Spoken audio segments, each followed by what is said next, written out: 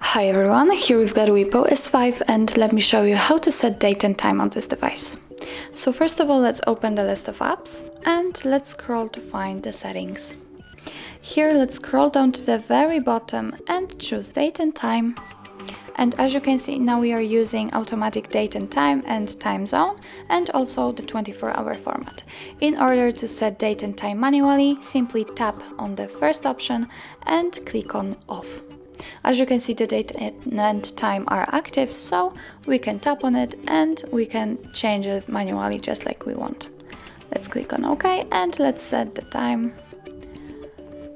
Click on OK, and as you can see, it is immediately applied. The same situation will be with the time zone, so let's tap on the switcher right next to it, and from now on we can manually choose the time zone, for example, this one. What's more, now we are using 24-hour format, but if you want to use 12-hour format, simply tap on the switcher right next to it to turn it off. And as you can see, it also immediately appears. And from now on we are using 12-hour format.